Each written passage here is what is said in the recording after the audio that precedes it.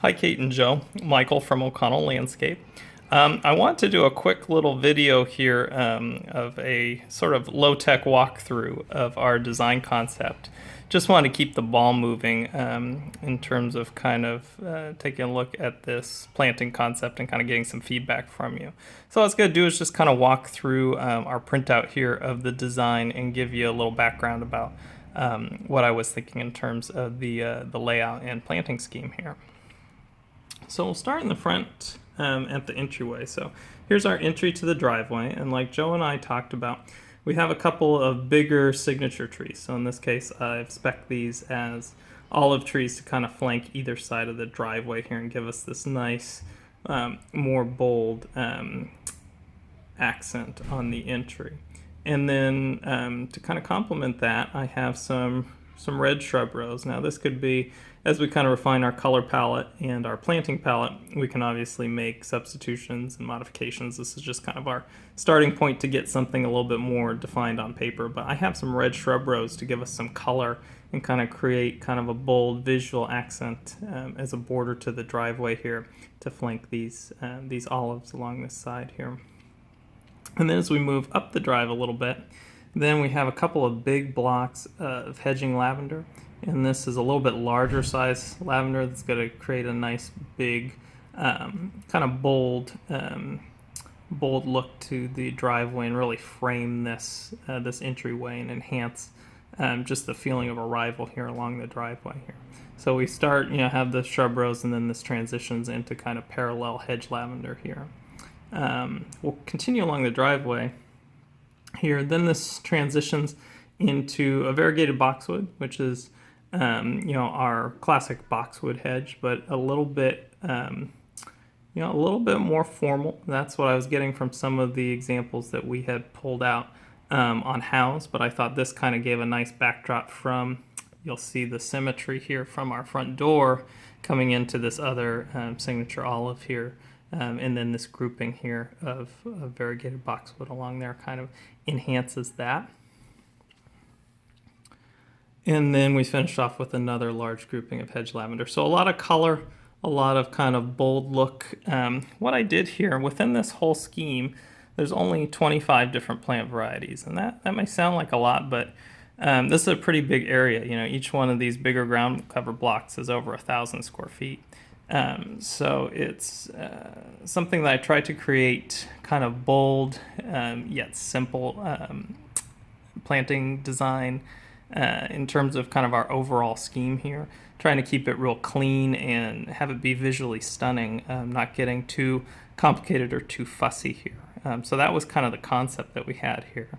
Along the front, like Joe and I had talked about, we have this gold star pittosporum, which is going to form a nice hedge that's going to walk through this piece here along Shalina Vista here. So this is going to screen out that roadway. This is going to get 4 to 6 feet tall and help give a buffer, and also visually as a backdrop here coming back, you're going to have this nice backdrop coming upslope for all the different pieces of the plantings that are in front there. So that's kind of this bigger large bed here. Again, the signature olive trees, we have 3 crepe myrtles to kind of form an accent and symmetry again around this kind of central line here of another grouping of 3 crepe myrtles. And then 4 big blocks of plantings, white ground cover rows, which I think will be kind of a nice stunning offset to the other plantings that we have along the side. We have a backdrop of some New Zealand flax along this side. And then a couple of big sections of deer grass, which is a nice larger scale California native grass, which will create kind of these nice big drifts here. The other tree that we have over on the side, this is opening kind of a reverse funnel here and kind of opening us in on the driveway. These are Arbutus marina, which is another pretty small scale tree, and that's also helping to screen our pump house here. We're doing that in addition with some of these star jasmine espaliers that you'll see there. Now we've repeated this hedge, this gold star pittosporum, also in front of these oak trees and behind the well house here to kind of define and give a section so that we're defining this area of the front and kind of making this its own area. And then in the future, this will become its own area as we had kind of schemed out in some of our initial concepts there. If we shift here to kind of the front, let's see if my lighting will cooperate with me here. But what we're looking at here is some layered plantings. We kind of enhanced our initial massing that we had here. So we still have our two big accent pots, which we have a nice signature plant. Could be something like additional flax or finding some other interesting specimens, maybe some other large-scale grasses that we could put in there. Those are ringed by some little low moor grass, which is a little low green grass that we'll look at here in a second as we look at the plant profiles. But we have that moor grass here and in some other areas using that as an edging. And then we just do some layering, so a nice low border of a blooming perennial germander, a dwarf lavender, which is in kind of our second layer, and then a feathery reed grass, which is a more upright dark green grass with some nice kind of grassy tassels that puts up there. Back behind this wall, we have some additional red flax, blue fescue, and then two signature, again, olives, kind of repeating that theme, and a couple of Japanese maples closer to the house. So again, you can see a real nice, strong sense of symmetry here. This is a little bit more modern, a little bit more linear than this front section here. Trying to create things that are visually bold, because in these big spaces, that's what's going to be a little bit more coherent here. Again, less kind of fussiness and kind of mishmash of different plantings that you might see in more of a country garden type of style here. Again, trying to go with the cleaner look that we kind of talked about cultivating here. So that's kind of layout along this side. And then you can see these two walkways. So we have this little bell-shaped funnel for our gravel walkway, and that could be a decomposed granite or another compactable gravel, typically with a nice clean steel edge here, which is going to be durable and just kind of disappear, but give us edging here. And we're doing that same thing and repeating that over, taking us over to this gate. So the configuration of these, if we want to tweak these walkways at all, that would be a question mark there in terms of what we think of those there.